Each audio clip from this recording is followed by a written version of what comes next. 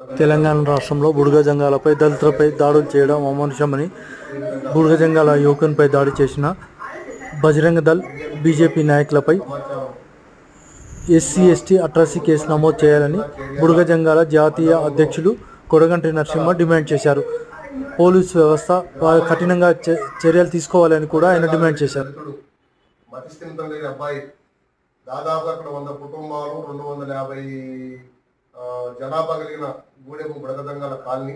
ఆ కాలనీలో ఉన్నటువంటి ఆంజనేయ స్వామి టెంపుల్ ఉంటే గతంలో బుడగదంగాలే నిర్మాణం చేసుకున్నారు. వాస్తవంగా గ్రామ దేవతలు ఎల్లమ్మ కానీ, పోషమ్మ కానీ, మషమ్మ కానీ, దమ్మలమ్మ కానీ, ఈదమ్మ కానీ, ముత్యాలమ్మ తల్లి కానీ, ఆంజనేయ స్వామి కానీ, శివుడు, రాముడు ఇలాంటి దేవతలకు మొట్టమొదట స్థిరంగా గతంలో మరి మా ఒక బుడగదంగాలు ఎక్కువ ఇష్టపడే దేవుడు.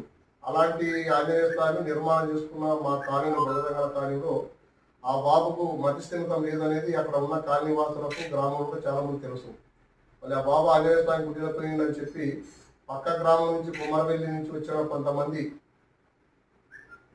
ఆర్ఎస్ఎస్ వాళ్ళు, బజరంగ దళ్ వాళ్ళు ఈ అబ్బాయి మళ్ళీ ఆ గుళ్ళైపోయిందని చెప్పి నెపంతో అతన్ని విచ్చలవిడిగా చితకబాది నడి రోడ్డు మీద వ్యవస్థగా కొట్టి మరి వస్త్రాలు లేకుండా అబ్బాయి పైంటూ అంగి ఇడిపించి నగ్నంగా ప్రదర్శన చేయడం చాలా దుర్మార్గమైన విషయం అని చెప్పి మేము ఆర్ఎస్ఎస్ బజరంగ దళ్ వాళ్లకు ఈ బీజేపీ ప్రభుత్వం లోపల మరి వీళ్ళంతా మత కళలు పెట్టి ఉత్తరప్రదేశ్ యూపీలో అక్కడ ఉన్న యోగి ప్రభుత్వంలో ఏ రకంగా దళితుల మీద దాడి జరుగుతుందో మరి తెలంగాణ రాష్ట్రంలో కూడా సిద్దిపేట జిల్లాలో మరి ఈ రకంగా చేర్యాల పట్ల జరుగుతున్నటువంటి దాన్ని మేము ఖండిస్తున్నాం.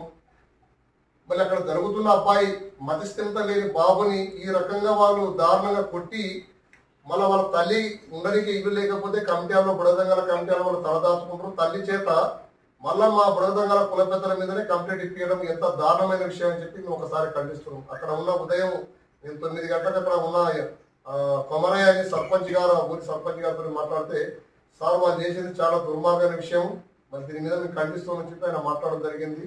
మేము కోరుకునేది ఒకటే, మతతత్వం కులతత్వం తోటి దళితులని అణచివేత గురి చేస్తున్నారు. గుడికి రాకుండా బడికి రాకుండా మొదట మళ్ళీ ఏ రకంగా నవాబులు ప్రజాపాలన లేకుండా ఇరువరకు జరిగిన రాజుల పరిపాలన ఏ రకంగా చేసినప్పుడు ఆ రకంగా ఇప్పుడు నరేంద్ర మోడీ పాలనలో మరి తెలంగాణ రాష్ట్రంలో ఆ రకంగా పరిపాలన చేస్తున్నారు. ఎక్కడ పోయినక మరి బీజేపీ ఆర్ఎస్ఎస్ అని చెప్పి చాలా వరకు ఈ బజరంగ దళ్ అని చెప్పి ఎక్కడ పోయినక ఈ హిందుత్వం పేరు మీద కులతత్వం మతతత్వం మీద ఇక్కడ ఉండే ఏదైతే దళితులు ఉందో దళితులను గుడికి రాకుండా చాలా వరకు అణిచివేసే ప్రయత్నాలు చేస్తున్నారు.